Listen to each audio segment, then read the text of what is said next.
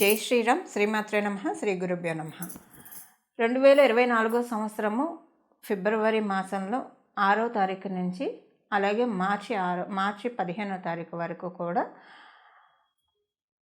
కుజ భగవానుడు మకర రాశిలో సంచారం జరుగుతూ ఉంది. మకర రాశిలో ఆయన సంచారము చాలా చక్కటి విశేషాన్ని సంతరించుకుంటుంది.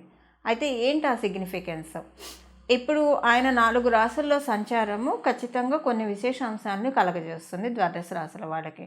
ఆ రాశులు ఏంటి? మేషరాశిలో ఆయన సంచారం చేసిన, కర్కాటక రాశిలో సంచారం చేసిన, వృశ్చిక రాశిలో సంచారం చేసిన, మకర రాశిలో సంచారం చేసినా సరే చాలా సిగ్నిఫికెన్స్ ఈ రాశుల్లో సంచారం చేయడం వల్ల ఉంటుంది.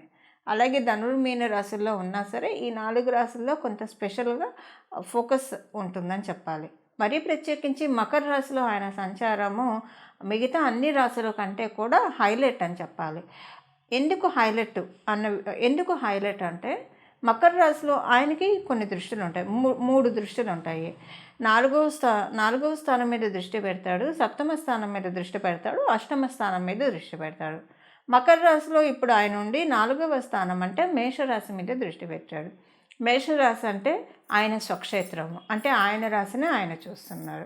అలాగే సప్తమ దృష్టితోటి కర్కాటక రాశిని చూస్తూ ఉన్నారు, అష్టమ దృష్టితోటి సింహరాశిని చూస్తూ ఉన్నారు. ఇప్పుడు ఆయన రాశి మీద ఆయన దృష్టి పెట్టడం చాలా మంచిది. అలాగే కాలపురుషుడి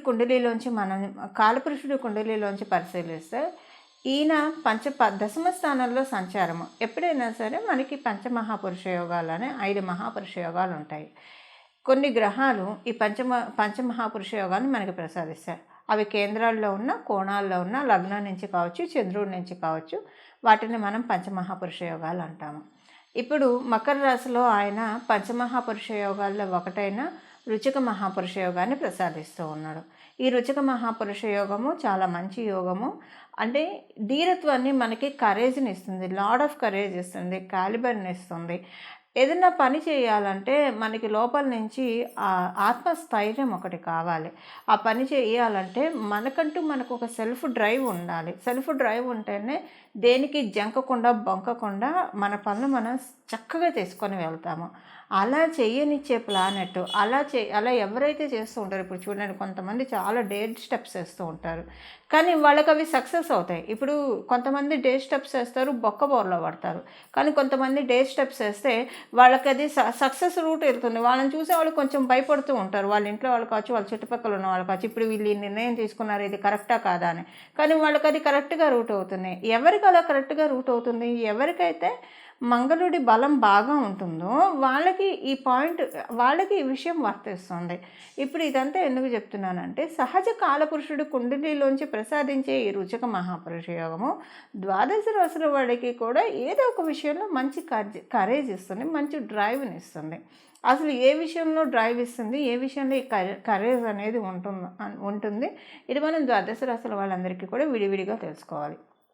అలాగే ఎప్పుడైనా సరే దశమ స్థానంలో ఏ గ్రహం సంచారం చేసినా సరే దాన్ని మనం, అంటే అది ఉచ్చ స్థానంలో ఉన్న, స్వక్షేత్రంలో ఉన్న, దాన్ని మనం సింహాసన యోగం అని కూడా చెప్తాము. ఈ మాసంలో, అంటే ఇప్పుడు మనం తీసుకున్న ఈ డేట్స్లో సింహాసన యోగం కూడా చాలా అప్లికేబిలిటీ ఉంది. మరియు ఇప్పుడు మనం తెలుసుకోవాల్సిన ఇంకొక విషయం ఏంటంటే, మకర రాశిలో ఆయన సంచారం జరుగుతూ ఉంది. ఆయన రాశి పక్కన రాశి అయిన కుంభరాశిలో మకర రాష్ట్రాధిపతి సంచారం జరుగుతూ ఉంది. అంటే వీళ్ళిద్దరికీ ఒక ఆచ్ఛాదన ఉంది. ఇప్పుడు ఈ పక్క రాశిలో ఉన్న వాళ్ళకి, ఇప్పుడు చూడండి, మీ ఆఫీస్కి మీరు వెళ్ళినప్పుడు మీ పక్కనున్న కొలీగ్ గురించి మీకు ఎంతో కొంత ఐడియా ఉంటుంది. అలాగే మీ గురించి మీ పక్కనున్న కొలీగ్కి ఎంతో కొంత ఐడియా లేకుండా అయితే ఉండదు. సో అలాగనమాట ఈ రాశులలో ఈ గ్రహాలు పక్కన ద్విదాదశ రాశుల్లో ఉండడం అనేది ఇలాంటి ఫలితాన్ని కలుగజేస్తుంది. ఇప్పుడు కుజుడి నుంచి ద్వితీయంలో శనీశ్వరుడు ఉన్నాడు, శనీశ్వరుడి నుంచి వ్యయంలో ద్వాదశంలో కుజ భగవానుడు ఉన్నాడు. సో ఈ గోచర గ్రహస్థితుల రీత్యా కుజ భగవానుడు చాలా ఫైర్తో ఉన్నాడు, చాలా అగ్రెషన్తో ఉన్నాడు. మకర రాశి అంటే ఆయన చాలా హ్యాపీయెస్ట్ మోడ్లో ఉన్నాడు. ఈ హ్యాపీయెస్ట్ మోడ్లో ఉంటూ ద్వాదశ రాశుల వాళ్ళకి ఎలాంటి ఫలితాన్ని ప్రసాదించబోతున్నాడు? డెఫినెట్గా అందరికీ ప్లస్ పాయింట్సే ఉంటాయి.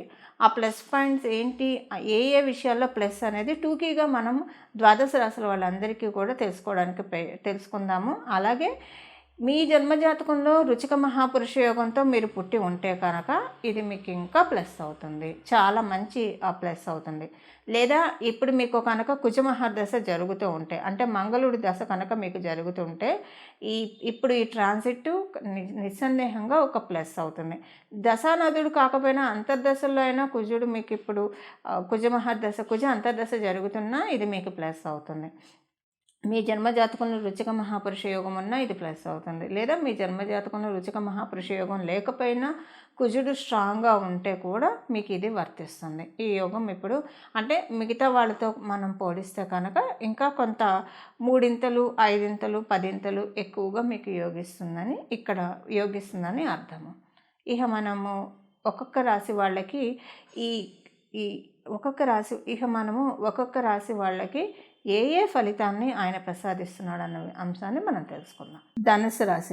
ధనుసు రాశిలో పుట్టిన వాళ్ళకి ద్వితీయ స్థానంలో ఈ గోచారం చోటు చేసుకుంటూ ఉంది. ద్వితీయ స్థానంలో మీ వాక్కు మీద మీరు కొంచెం జాగ్రత్త వహించాలి.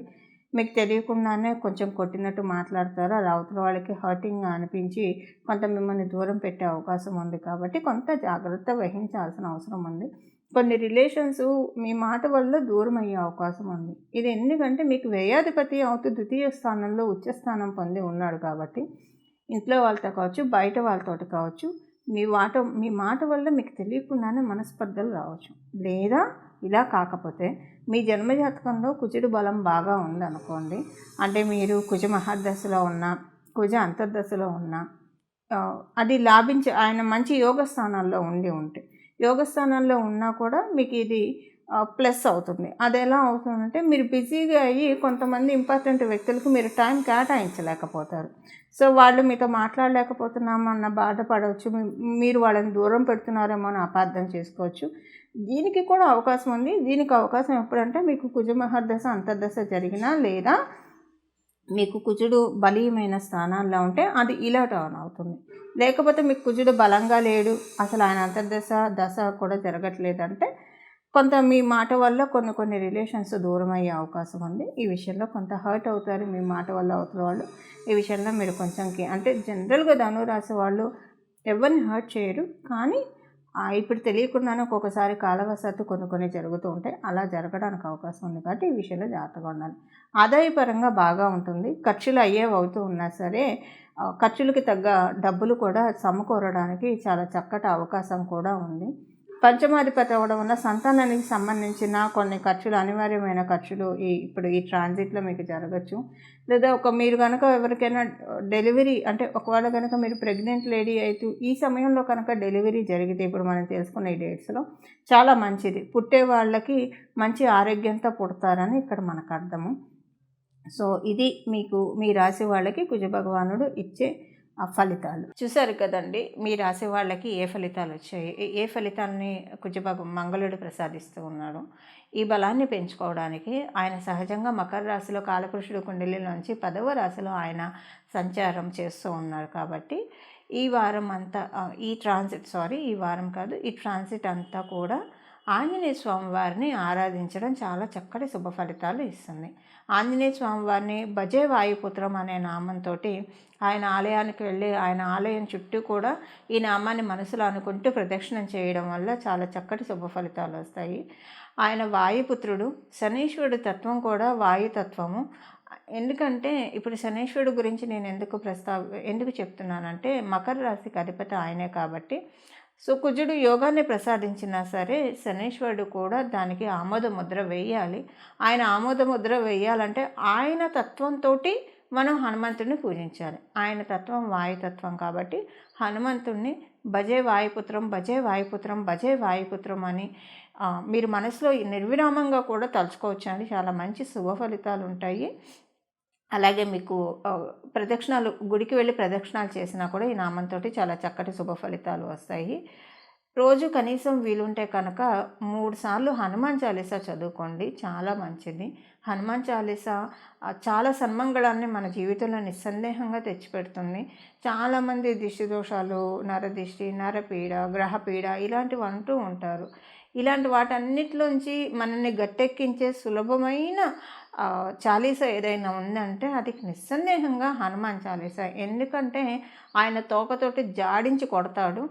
దుష్ట శకునాల్ని కావచ్చు, దుస్వప్నాల్ని కావచ్చు, నరదిష్టిని కావచ్చు, గ్రహ పీడని కావచ్చు, ఆయన తోకతోటి కొడతాడు కాబట్టి అవేవి కూడా మన దరికి రాకుండా ప్రొటెక్ట్ చేస్తూ ఉంటాడు. అంటే మనం హనుమంతుడి యొక్క ప్రొటెక్షన్లో ఉంటాము. ఇది ప్రతిరోజు కూడా 3 సార్లు చదువుకుంటే మంచిది హనుమాన్ చాలీస. ఇప్పుడు ప్రత్యేకించి మీరు ఎలాగోలా టైం చూసుకొని 3 సార్లు అంటే మ్యాక్సిమము ఒక అంటే బాగా ఫ్లూయెంట్గా వచ్చిన వాళ్ళకైతే కనుక ఒక 8 మినిట్స్ అలా సరిపోతుంది. రాని వాళ్ళకైతే మేబీ ఒక 15 నుంచి 20 నిమిషాలు పడుతుంది. ఒక రోజులో 15 నుంచి 20 నిమిషాలు మన కోసం మనం కేటాయించుకోవాలి.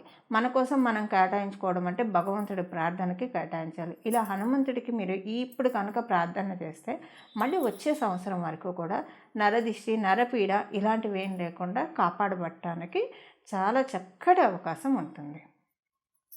మంగళం. నమో భగవతే వాసుదేవాయ.